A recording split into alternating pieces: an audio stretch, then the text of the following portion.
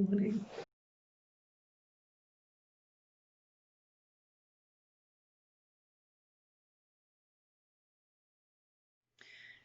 Well, it's not that people can't find that stillness.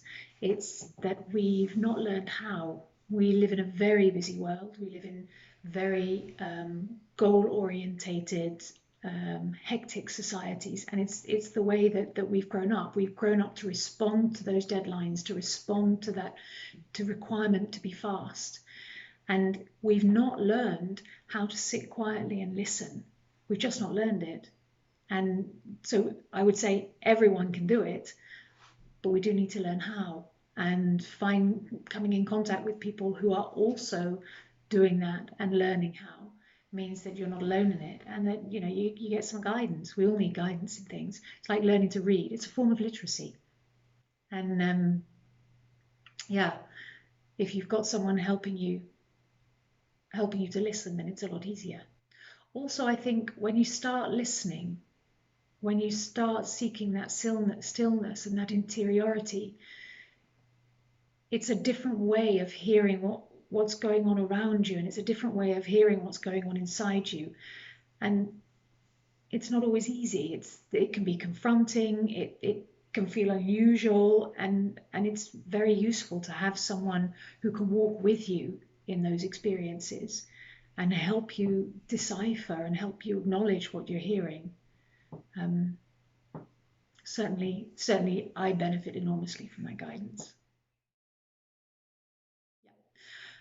Self-awareness is a word that, for my sense, draws you out again.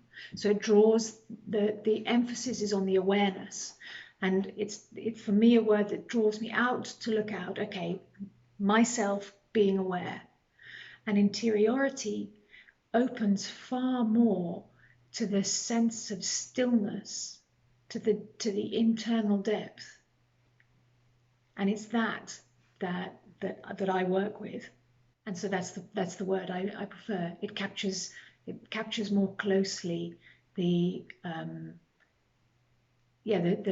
space that I'm looking to work in with people. Well, the first point I would make is that it cannot happen alone in groups. It's got to be something that the individual is also working with.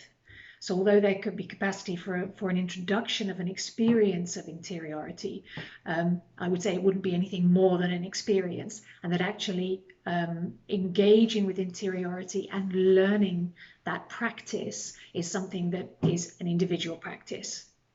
Going back to the group, the interiority, the skills of interiority, the deep listening and the opening beyond judgment, and I want to say beyond judgment, not judging, because that's impossible. We're human beings, we judge, but acknowledging the judgment and stepping beyond. Those are skills that once you start practicing them for yourself, you can start practicing them in a group setting. So not even a group setting, on a one-to-one setting. And I think that engaging with some of those skills on a practical level, so if I learn to listen to you, then I'm also learning to listen to myself. Now, I believe that the depth comes from learning to listen to myself more deeply, means I can listen to you more deeply. So I think that direction is important. But the initial skills of learning to listen and learning to expand your acknowledgement of what you're experiencing can happen in a group. I also think it's very, very useful to see how other people work with these skills, because everyone's so different in them. And when you see what others experience and how they respond, then it creates more generosity for yourself, for what you're experiencing and how you're responding. And with more generosity comes greater acceptance. It's difficult to be compassionate if we really don't understand. It takes huge maturity to say, look, I really don't understand, and that's okay. Usually we have to understand.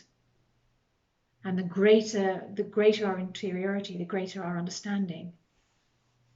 If I can understand my own palette of emotional responses, if I can understand my joy and my happiness and my ecstasies, and I can understand my anger and my fury and my jealousy, then I can understand your anger and your jealousy and your fury, and give it a place, a true place, rather than a place that sort of allows it to become a monster in its own right.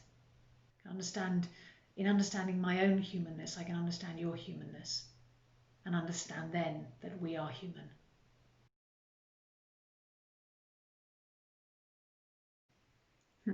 I would suggest that people call bridge when they realize that they're starting to think about something that they don't quite know. They don't quite know what it is. They can't quite pinpoint what's going on, but they're starting to think about something that's beyond the framework of their usual thinking. I would say that's a good moment to call bridge, and we can create the space for those conversations, those internal conversations, the conversations with self. And that's what makes them difficult, because often when you go into conversation with others, you're provided with the other person's opinion, and that's a lot to digest in those situations. When you're starting to ask those questions of yourself, it's your own voice that you need to hear, and you need to hear it with clarity. And so finding the right environment to be able to have those conversations, it's not easy, but we have that environment.